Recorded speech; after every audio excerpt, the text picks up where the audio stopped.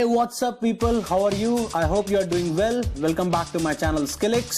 In this particular video, I will be discussing about the contributions of Peter Drucker in the management. In the last few videos, I have already discussed the contribution of F.W. Taylor, Henry Fayol and Max Weber. So in this particular video, the contribution of Peter Drucker will be highlighted specifically in the modern management. So let us start this lecture.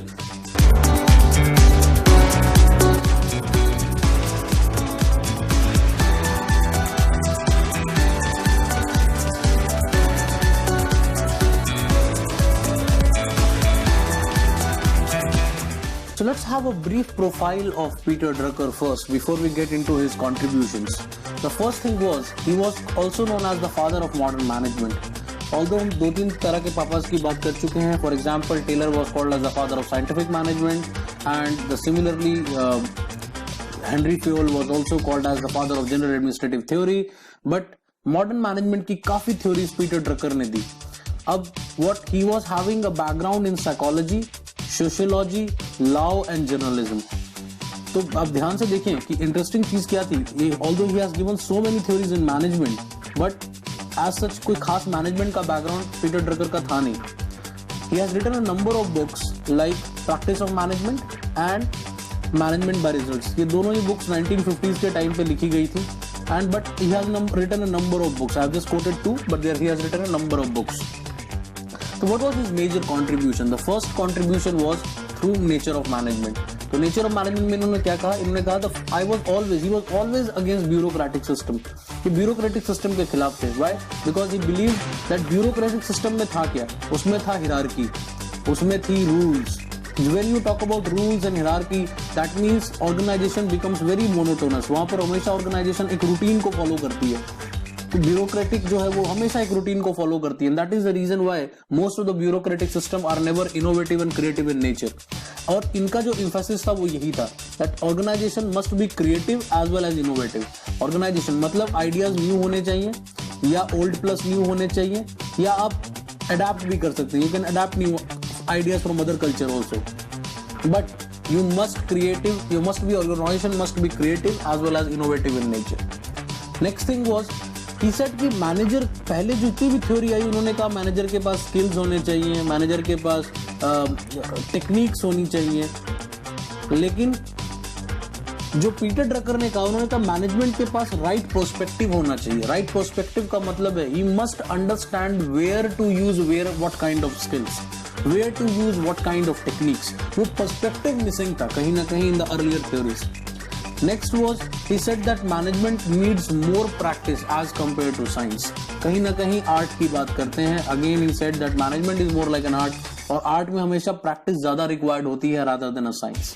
The first contribution was related to nature of management. The next contribution of Peter Drucker was related to management functions. अब management function में उन्होंने क्या contribute किया? तो first उन्होंने सबसे मजेदार चीज बात क्या कही कि management has no functions. Management का जितने भी आप पहले functions की बात कर रहे थे, कहते हैं management as such doesn't have any function. Basically it's an organ to an organization. वो कहते हैं जी management तो एक organization का एक part है. मैनेजमेंट एक ऑर्गेनाइजेशन का पार्ट है. दैट्स व्हाई जो भी ऑर्गेनाइजेशन की रिक्वायरमेंट्स है उसके अकॉर्डिंगली मैनेजमेंट को एक्ट करना चाहिए. फॉर एग्जांपल, मैनेजमेंट कैसे कंट्रीब्यूट कर सकता है? तो first thing is they must contribute in the mission of the organization. जो भी ऑर्गेनाइजेशन है उसका जो भी मिशन स्टेटमेंट है उसमें मैनेजमेंट का कंट्रीब्यूशन होना चाहिए. आप second thing, that must make people work productive. Work plus worker, दोनों चीजें, work plus worker, they both should be productive based on management. Management ऐसा होना चाहिए कि वर्क भी प्रोडक्टिव हो जाए और वर्कर भी प्रोडक्टिव हो जाए. Third thing was, you must fulfil social responsibility. Management का रोल सिर्फ ये नहीं है कि आप प्रॉफिट बनाएं, बल्कि उसका ये भी इंपॉर्टेंट रोल है कि आप सोशल रिस्पॉन्सिबिलिटीज को पूरा करें. सो मैनेजमेंट कहीं ना कहीं, तो उन्होंने बेसिकली क्या कहा, उन्होंने कुछ कहा कि बेसिकली मैनेजमेंट को ये 4-5 चीजें करनी चाहिए. First, you must set objectives, goals बनाए, clear and defined goals, that is the objective of management.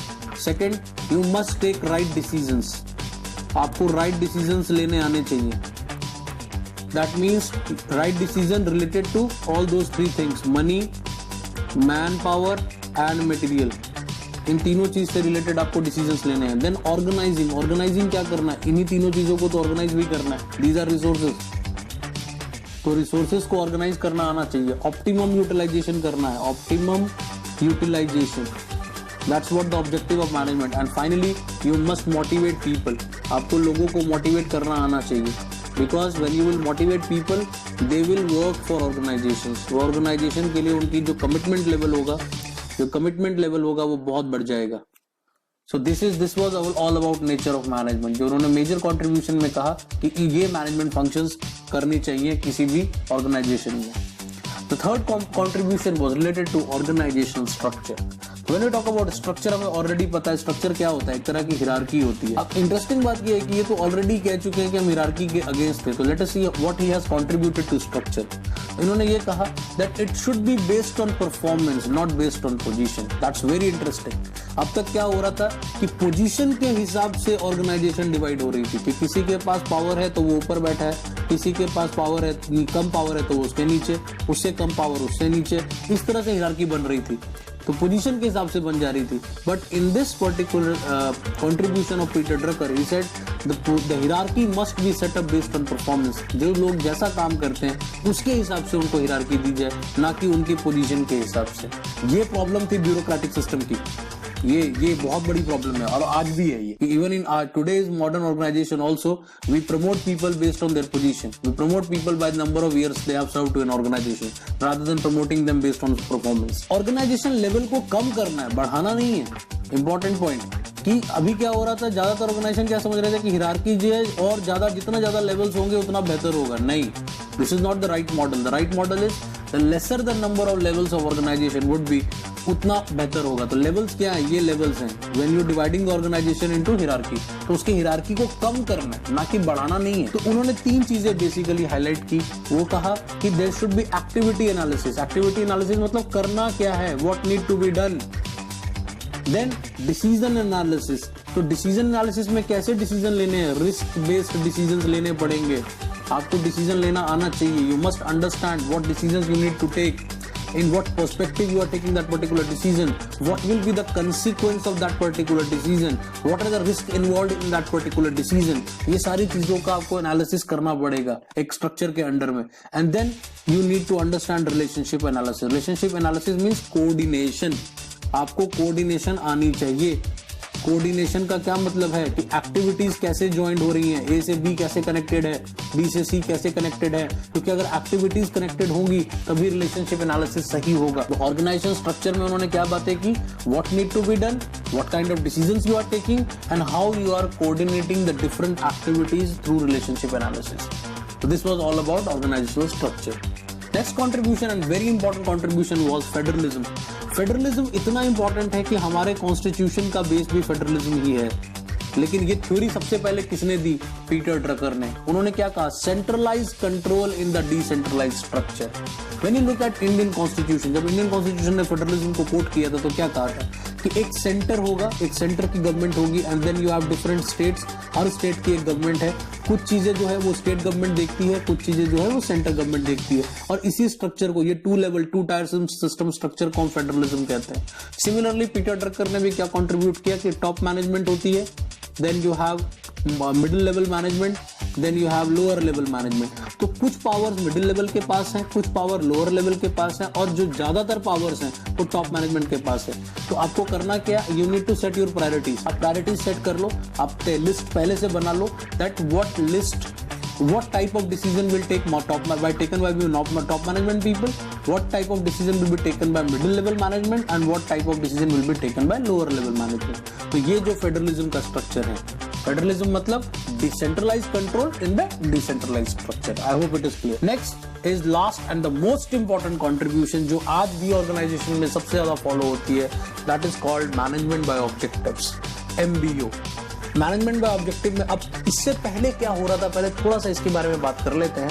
Earlier what used to happen is कि ज्यादातर ऑर्गेनाइजेशन में टॉप डाउन अप्रोच था। टॉप डाउन अप्रोच का मतलब था कि ऊपर टॉप मैनेजमेंट गोल को सेट करती थी और बाकी सभी लोग उस गोल को पूरा करने में लग जाते थे। अब for example if I am working in the middle level management और मुझे लगता है कि मैं टॉप लेवल मैनेजमेंट के गोल से खुश नहीं हूं, लेकिन तब भी मैं कुछ कह नहीं पाता था। I was not able to speak anything, I can not resist. तो MBO ने उन्होंने क्या कहा कि jointly set the goals. Jointly set मतलब मैनेजमेंट और एम्प्लॉइज दोनों मिलकर गोल को बनाएंगे। अगर मैं आपसे ही पूछूंगा कि भाई आप बताओ कि आपका गोल क्या है, आप कैसे गोल बनाना चाहते हो, तो आप अगर खुद अपने से गोल बना रहे हो, मैं खुद कह रहा हूँ जी मैं कल से 5 घंटे की पढ़ाई करूंगा, मैं खुद कह रहा हूँ कि कल से मैं इस सेमेस्टर में 8 CGPA स्कोर करूंगा, that goal has been set up by me, वो मैंने ही बनाया है based on my own efficiency, जैसी मेरी एफिशिएंसी है। तो मैनेजमेंट और एम्प्लॉइज ने मिलकर पहले स्टेप 1 में पहला काम क्या करना है, तो दोनों ने मिलकर गोल सेट करना है। देन पीरियोडिक रिव्यूइंग होगा, थोड़े थोड़े दिनों के बाद, वीकली, क्वार्टरली, मंथली आप रिव्यू करोगे उन गोल्स को कि क्या वो गोल सही डायरेक्शन में जा रहे हैं, are you going in the right direction. तो ये काम आपको करना पड़ेगा in the periodic review, that is step 2। Then in the step 3 allocate the rewards. जैसे जैसे गोल पूरा भी हो रहा है, मान लो छोटे छोटे गोल्स भी पूरे हो रहे हैं, तो रिवॉर्ड दो लोगों को। अगर आप रिवॉर्ड दोगे तो दे विल फील मोटिवेटेड। अगर आप मोटिवेटेड, हम बचपन से पढ़ते आ रहे हैं, बचपन में हम छोटे होते थे, घर वाले में हमेशा मम्मी पापा क्या कहते थे, बच्चे फर्स्ट करो एग्जाम में, साइकिल ला कर देंगे।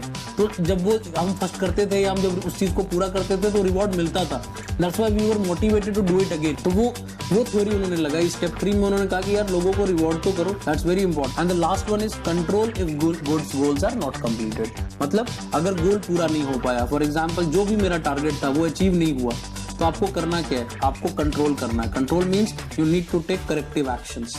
आपको करेक्टिव एक्शंस लेने होंगे to understand that what we can do if goals are not fulfilled. So these are a 4-step process है ये, this is a 4-step process of MBA. So these are certain contributions of Peter Drucker in related to nature of management, functions of management, federal structure, organizational structure and MBO. ये 5 contributions थी Peter Drucker को। So with this we have come to an end of this particular topic, that is the contribution of Peter Drucker into management. I hope you like this lecture. If you are liking my videos, kindly subscribe to my channel and also hit the bell button so that you can get notifications for my channel. We'll meet in the next lecture very soon. Thank you so much.